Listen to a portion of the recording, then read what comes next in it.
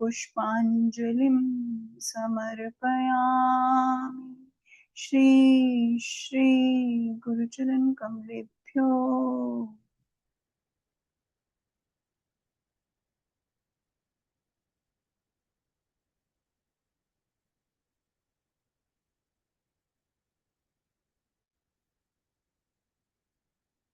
जय गुरुदेव।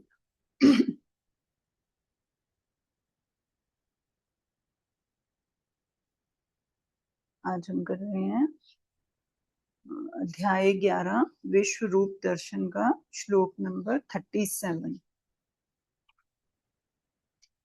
तो आज के श्लोक का संबंध है कि पूर्व श्लोक में स्थानीय पद से जो औचित्य बताया गया उसकी आगे के 4 श्लोकों में पुष्टि करते हैं। जो स्थान पद आया ना पीछे श्लोक में आया था स्थानीय शब्द, तो उसकी 4 आगे श्लोक मतलब इतना महत्वपूर्ण वो शब्द है कि आगे के 4 श्लोकों में उसकी पुष्टि की जा रही है। तो अर्जुन कह रहे हैं कस्माच्चित्तेन न मेरन्महात्मन् गरीयसे ब्रह्मणोऽप्यादिकर्त्रे अनंत देवेश जगन्निवास त्वमक्षरं सत्तत्परं यत्।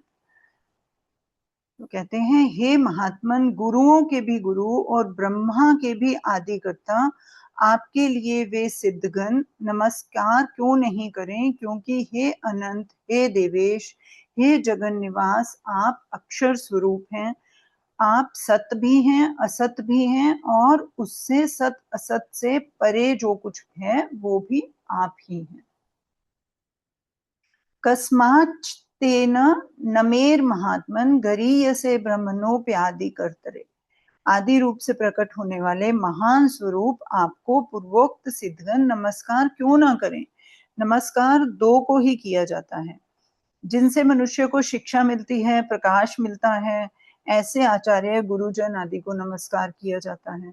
और जिनसे हमारा जन्म हुआ है उन माता पिता को तथा आयु विद्या में अपने से बड़े पुरुष को नमस्कार किया जाता है।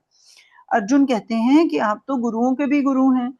गरीय से कि पतंजलि महाराज ने कहा कि जो परमात्मा से पहले जो ब्रह्मा आदि प्रकट हुए उनके भी गुरु हैं, है ना। तो सबसे पहले आप हैं और आप सृष्टि की रचना करने वाले पितामह ब्रह्मा जी को भी उत्पन्न करने वाले हैं। ब्रह्मणोऽप्यादि कर्तरे, ब्रह्मा जी की उत्पत्ति भी आपसे ही हुई है। अतः सिद्ध महापुरुष आपको नमस्कार करें, यही उचित बात है। अनंत के बारे में क्या कहा कि आपको देश काल वस्तु व्यक्ति आदि किसी भी दृष्टि से देखें आपका अंत नहीं आता।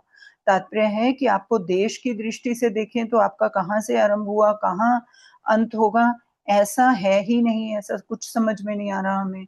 काल की दृष्टि से देखा जाए तो भी आप कब से हैं और कब तक रहेंगे, इसका कोई अंत नहीं है। वस्तु व्यक्ति आदि की दृष्टि से देखें तो आप वस्तु व्यक्ति आदि कितने रूपों में हैं, इसका भी कोई अंत नहीं है।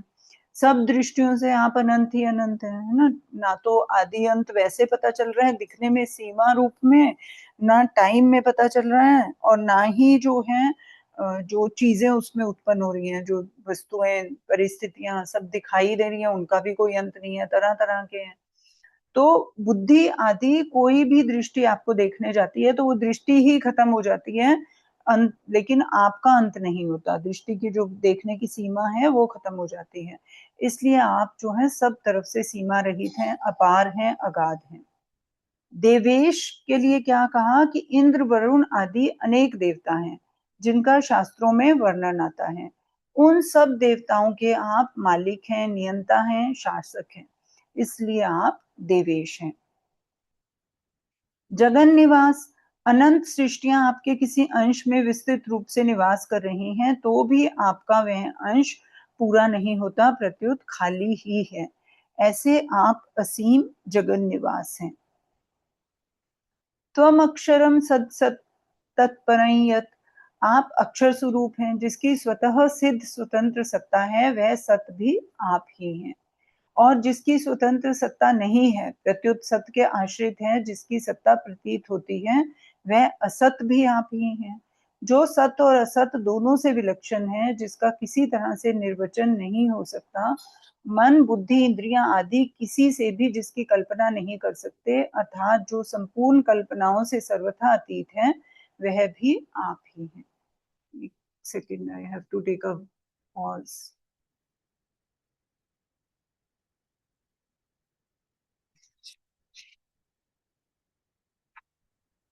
देखना कुणाल कौन है?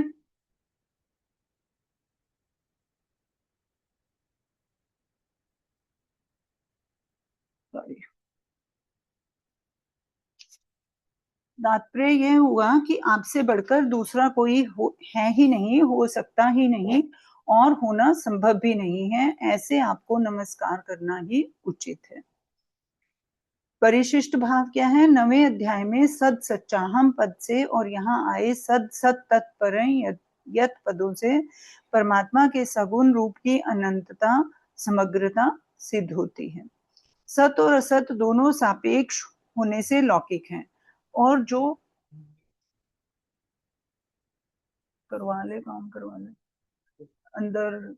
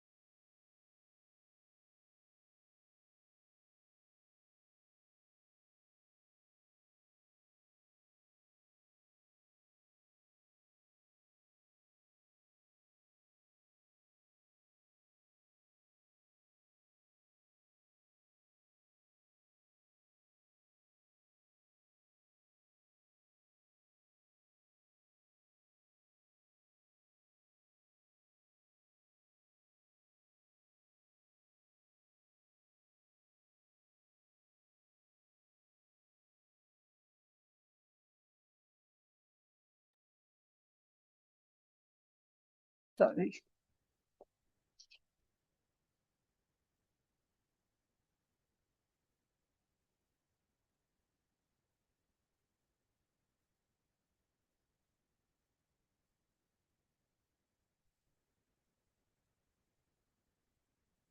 तो वो कहते हैं कि यहाँ पर सद सच्चाहम और सद सत तत्परे यत पदों से परमात्मा के सगुण रूप की अनंतता, अनन्यता, समग्रता सिद्ध होती है।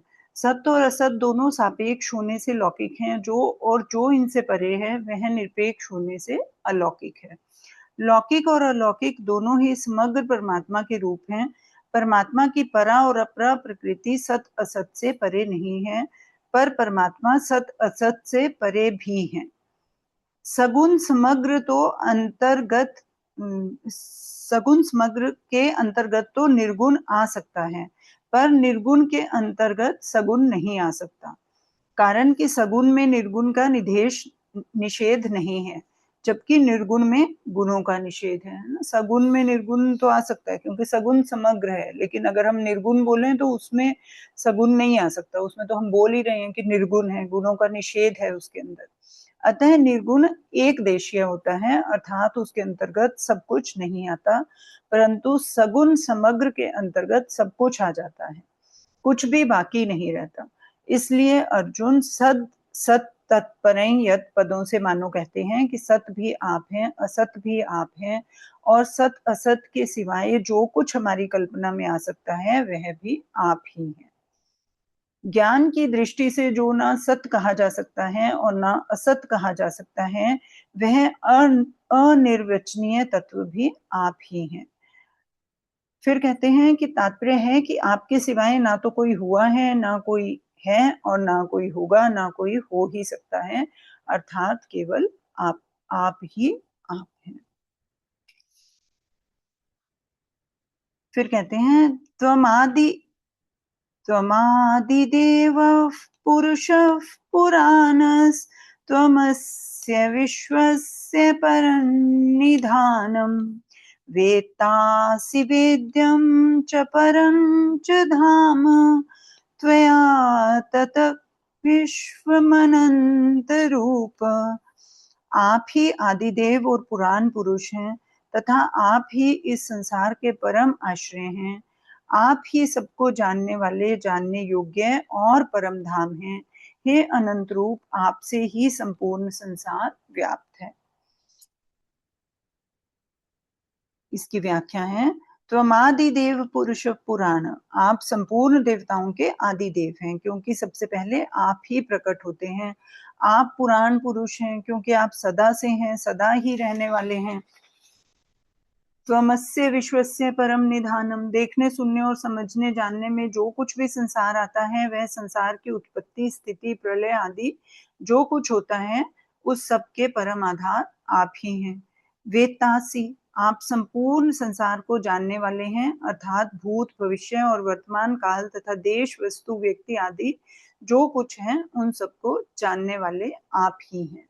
वेद्यम, वेदों, शास्त्रों, संत महात्माओं आदि के द्वारा जानने योग्य केवल आप ही हैं। परम धाम, जिसको मुक्ति पद, परम पद आदि नामों से कहते हैं, जिसमें जाकर फिर लौटकर नहीं आना पड़ता और जिसको प्राप्त करने पर करना, जानना और पाना कुछ भी बाकी नहीं रहता, ऐसे परम धाम भी आप ही हैं। अनंत रूप, विराट रूप से प्रकट हुए आपके रूपों का कोई पारावार नहीं है। सब तरफ ही से ही आपके अनंत रूप हैं। त्वया ततम विश्वम, आपसे यह संपूर्ण संसार व्याप्त है अर्थात संसार के कण कण में आप ही व्याप्त हो रहे हैं। परिशिष्ट भाव क्या है? अर्जुन भगवान की कही बात को ही कह रहे हैं। आदि देव, इसको भगवान ने अहम आदिर ही देवानाम महर्षिनाम च सर्वशः पदों से पहले कहा था। फिर यद्यपि प्रकृति भी अनादि है, प्रकृतिम च पुरुषम चैव विद्यनादि उभावपि, तथापि अनादि होते हुए भी प्रकृति जो है परमात्मा के अधीन है, आश्रित है।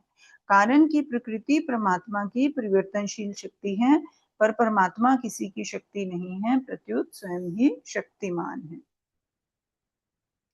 पुराण, इसको भी भगवान ने पुराणम पद से कहा था कि भगवान से पुराना कोई नहीं है क्योंकि वे कालातीत हैं। परम निधानम, इसको भी भगवान ने पहले कहा निधानम पद से कि सृष्टि अनंत है पर वह भी भगवान के एक देश में रहती है। वेत्ता, इसको भगवान ने वेदाहम समतितानी इन पदों से कहा था। वेद्यम को भगवान ने पहले कह चुके हैं। वेद्यम सेम पद का भगवान ने प्रयोग किया हुआ है। परम धामम, इसको भगवान ने यम य प्राप्य न निवर्तन्ते तद्धाम परमम पदों से कहा था। त्वया ततम विश्वम, इसको भगवान ने येन सर्वम इदम ततम और मया ततम इदम सर्वम इन पदों से कहा है। तो एक तरह से अर्जुन वही बातें इस श्लोका में अर्जुन ने यूज करे हैं, वही शब्द यूज किए हैं, वही पद यूज किए हैं जो ऑलरेडी भगवान कर चुके हैं या आगे करने वाले हैं। फिर कहते हैं वायुर्मयो अग्निर्वरुण शशांकः प्रजापतिस्त्वं प्रपितामहश्च नमो नमस्तेस्तु सहस्रकृत्वः पुनश्च भूयोऽपि नमो नमस्ते। आप ही वायु, यमराज, अग्नि, वरुण, चंद्रमा, दक्ष आदि प्रजापति और प्रपितामह ब्रह्मा जी के भी पिता हैं।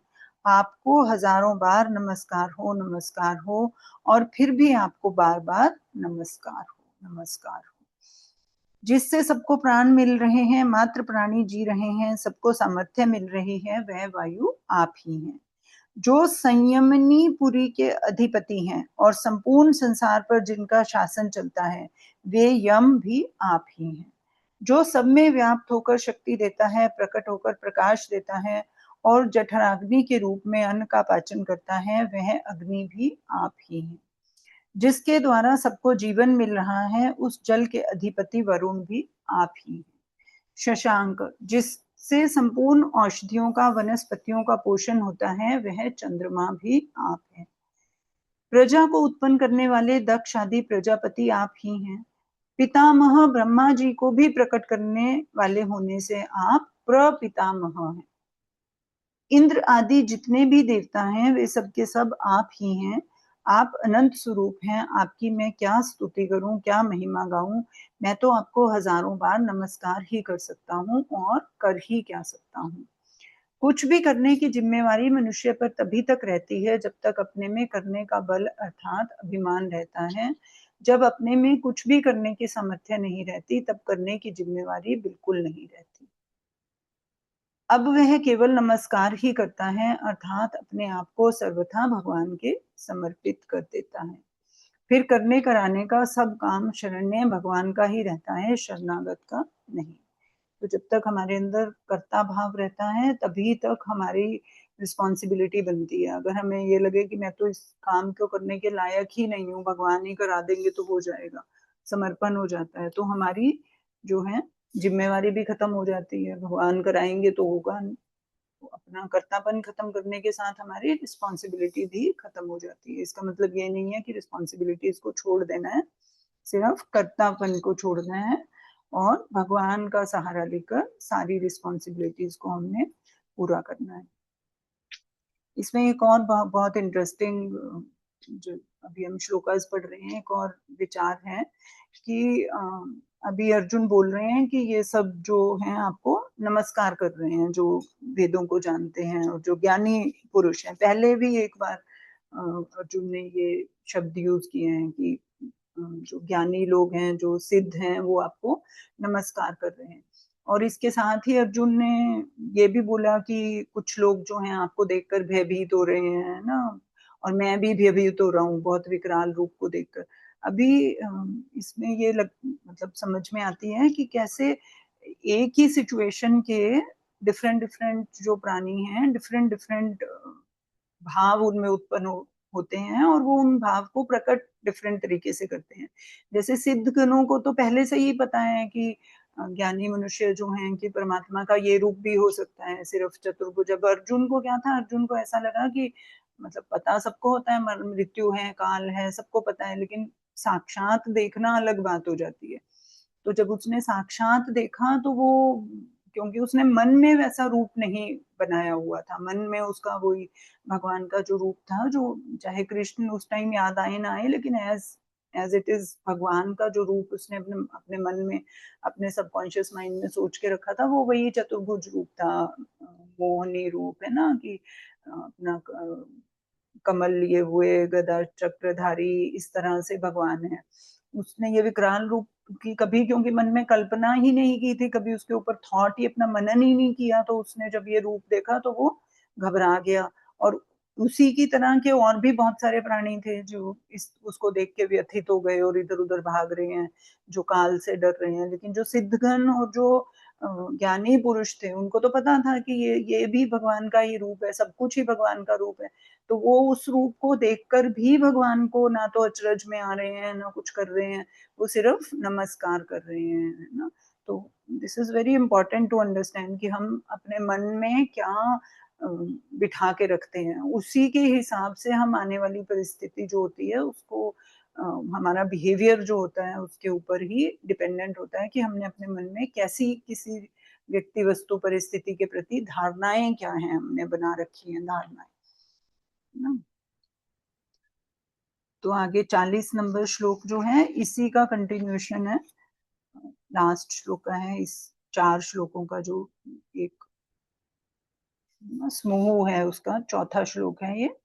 इसमें कहते हैं, नमः पुरस्तादत् पृष्ठतस्ते, नमोस्तुते सर्वत्र एव सर्व, अनंत वीर्यामिति मित अनंत वीर्यामित्विक्रमस्त्वं सर्वं समाप्नोषि ततोऽसि सर्वः।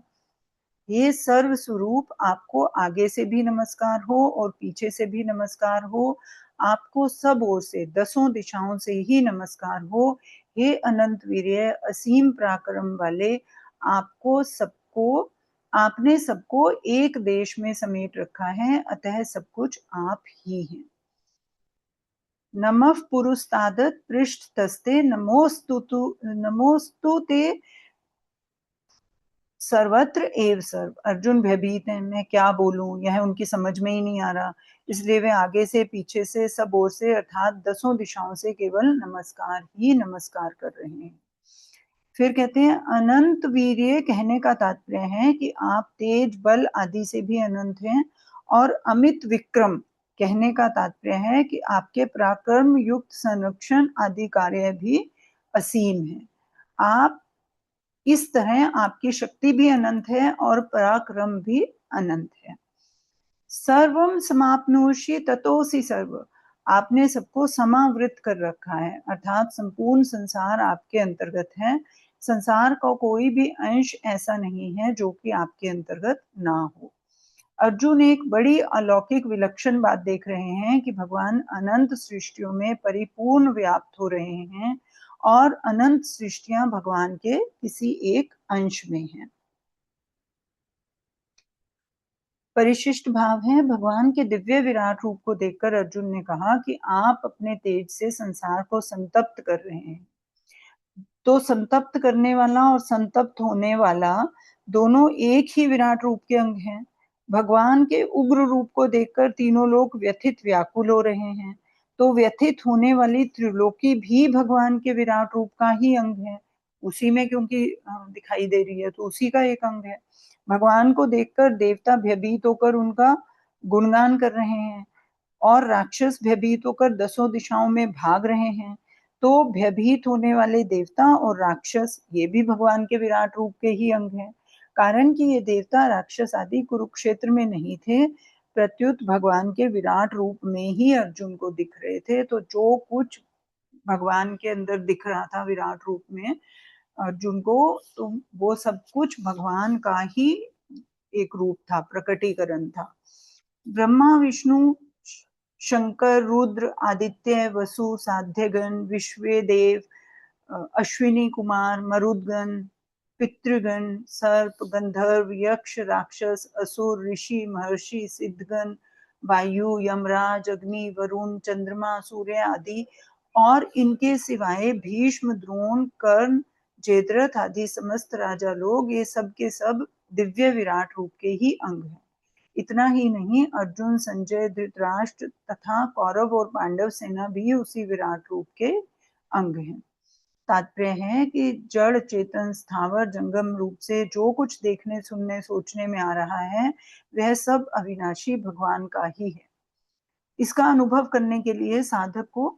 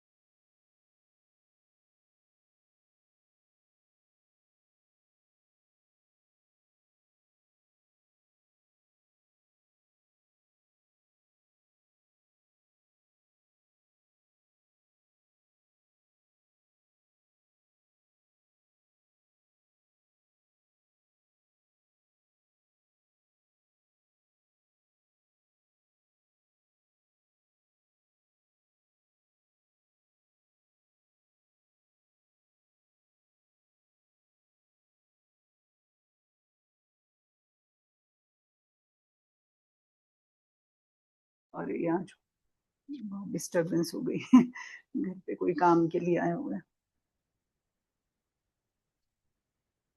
तो तात्पर्य है कि जड़ चेतन स्थावर जंगम रूप जो कुछ देखने सुनने सोचने में आ रहा है वह सब अविनाशी भगवान का ही है। इसका अनुभव करने के लिए साधक को दृढ़ता से यह मान लेना चाहिए कि चाहे चाहे मेरी समझ में आए या ना आए, अनुभव में आए या ना आए, स्वीकार हो या ना हो, पर बात यही सच्ची है। जैसे जल के एक कण में और एक समुद्र में एक ही जल तत्व परिपूर्ण है, ऐसे ही छोटी से छोटी और बड़ी से बड़ी प्रत्येक वस्तु में एक ही परमात्मा तत्व परिपूर्ण है। ऐसा मानकर वह हर समय मन ही मन सबको नमस्कार करता रहता है। उसको वृक्ष, नदी, पहाड़, पत्थर, दीवार आदि जो कुछ भी दिखे उसमें अपने इष्ट भगवान को देखकर वह प्रार्थना करे कि हे नाथ, मुझे अपना प्रेम प्रदान करो, हे प्रभु, आपको मेरा नमस्कार हो। ऐसा करने से उसको सब जगह भगवान दिखने लग जाएंगे, क्योंकि वास्तव में सब कुछ भगवान ही है। क्रक्स ये हुआ कि भगवान ने अपने विराट रूप में सब कुछ ही दिखा दिया। तो जब भगवान के विराट रूप में सब कुछ दिखने में आ गया तो इसका मतलब सब कुछ भगवान ही है, भगवान का ही रूप है, भगवान से ही उत्पन्न हुआ है और भगवान में ही विलीन हो रहा है। ये विराट रूप में देख लिया अर्जुन ने, पहले तो थ्योरी में सुना था। तो अब ये है कि अब प्रैक्टिकल क्या है कि जो कुछ भी प्रतीत हो संसार में, हमें ये याद रहना चाहिए कि ये भगवान का ही रूप है। हर व्यक्ति, वस्तु, परिस्थिति, हर घटना, हर जो भी कुछ है ना, तो वो भगवान का ही रूप है, भगवान के विराट रूप में ही हो रहा है, वो उत्पन्न हो रहा है और नाश हो रहा है। तो हम उसके प्रति अपना जो है उसमें भगवान को ही देखें। अच्छा है तो भी भगवान, बुरा है तो भी भगवान, है ना। तो इस तरह से जो है भक्ति भाव प्रगाढ़ हो जाता है और भगवान के हमें दर्शन सच में होने लग जाते हैं, क्योंकि वास्तविकता यही है।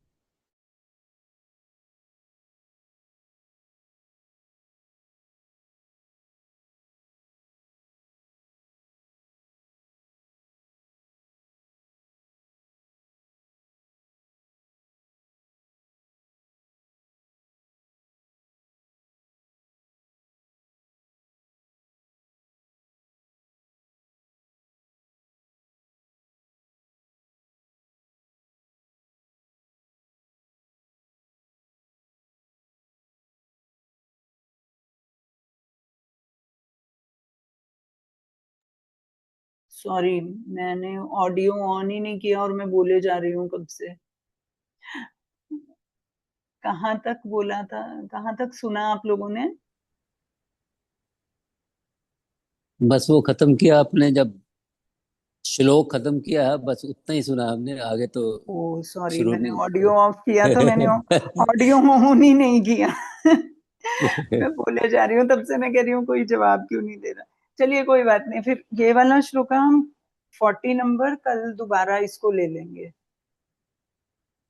है ना। हाँ जी। 40 नंबर हम दोबारा कर लेंगे कल, क्योंकि अभी तो समय नहीं है। हाँ, इसमें थोड़ा सा 2-3 मिनट है। जैसे ये, जैसे संसारिक जीवन में भगवान को, ये जो आपने एंड में बताया कि हम हर चीज को ये सोचते हैं भगवान ही है हर चीज में, तो उसको प्रैक्टिकली कैसे थोड़ा हम चले जिंदगी में, थोड़ा सा उस पे एक्सप्लेन कर दीजिए। नहीं, प्रैक्टिकली तो यही है ना कि जब अभी जब तक हम किसी चीज को सिर्फ सुन रहे हो ना, हम्म। अभी देखो जब हम पढ़ रहे हैं, ऐसे गीता जी को पढ़ रहे हैं, तो ऐसा अनुभव हो रहा है ना कि जो हम पढ़ रहे हैं वो हम भी देख रहे हैं। जैसे अर्जुन ने जो भी बोला, ऐसे हमारी आंखों के सामने दृश्य ऐसा बन जाता है कि अच्छा ऐसा ऐसा कुछ दृश्य होगा, साक्षात तो नहीं देख रहे हैं लेकिन एक दृश्य बन जाता है। तो अभी तक तो हम जैसे थ्योरेटिकली पढ़ रहे थे सब कुछ भगवान ही है, या साइंस में हमने पढ़ लिया कि अणु से सब कुछ बना है, परमाणु है, फिर ये है, एटम है, न्यूक्लियस है ना। अब उसने देख ही लिया विराट रूप के अंदर। विराट रूप मतलब एक श्री कृष्ण के जो भी एक अंश के अंदर सब कुछ दिखाई दे रहा है उसको, है ना। तो जब सब कुछ उसके अंदर, जैसे हम सफेद रंग में बोलते हैं ना कि सब रंग इसके अंदर हैं, एक तो हमें पता है थोरेटिकली ये बात, एक हमने उसको पार कर दिया अगर प्रिज्म के थ्रू या जैसे भी लाइट को जाते हुए देख लिया और हमने अपनी आंख से देख ली कि सातों रंग आ रहे हैं उसी एक लाइट से, 7 रंग आ रहे हैं, तो हमें पता चल गया। अच्छा, अब जब हम वापस से सफेद लाइट को देखेंगे तो हमें अपने आप को कन्विंस नहीं करना पड़ेगा कि इसमें है 7 रंग हैं, हमें पता है। तो इसी तरह से अगर हमने ये बात एक्सेप्ट कर ली, इस जो अध्याय है विश्व रूप दर्शन को हमने अनुभव से अपने मतलब एक श्रद्धा से और एक मन से इसको अनुभूति के साथ पढ़ लिया, तो हमें भी ये पता चल जाएगा कि हाँ, भगवान के अंदर ही तो सब कुछ दिख रहा है। और ऑब्वियसली हम अपने माइंड में भी तो देखें ना, कुछ सोचें, हमें तो कोई भी दृश्य देख सकते हैं ना हम अपने माइंड के अंदर, तो भगवान के अंदर सब सब दिख सकता है। तो अर्जुन ने देख लिया, तो उसके बाद जब वो खत्म हो गया, वो विराट रूप का दर्शन खत्म हो गया और उसके बाद वो अपने नॉर्मल कृष्ण रूप में आ गए, तो अब अर्जुन जिधर भी देखेगा तो उसको वो समझ में आएगी ना कि ये तो भगवान के अंदर एग्जिस्ट करते हैं, ये तो कृष्ण के अंदर एग्जिस्ट करते हैं। वो जब दुर्योधन को देखेगा, वो जब भीष्म को देखेगा, अपनी सेना को देखेगा, सूर्य को देखेगा, सभी चीजों को देखेगा, तो उसको याद आएगा कि ये तो भगवान के अंदर ही तो एग्जिस्ट करते हैं, अलग कहाँ है। तो ये है इसका, अगर हम भी इसको मान लें, अब अर्जुन जैसे तो हम नहीं बन सकते कि भगवान हमारे ऊपर दया करके हमें विराट रूप दिखा दे, उतना समर्पण तो नहीं है हमारे अंदर, हमें तो ऐसे तो दैट्स द देखने पॉइंट। मिलेगा नहीं, हमें तो मानना ही पड़ेगा, है ना, अर्जुन बनकर मानना पड़ेगा। तो मानकर अगर हम भी ये करें कि हमने दर्शन कर लिए, मान लो हम ऐसा अनुभूति करें, अनुभूति तभी होगी अगर हमारी श्रद्धा और विश्वास होगा इसके ऊपर कि हमने भी दर्शन कर लिए, हाँ भगवान के अंदर ही सब कुछ है।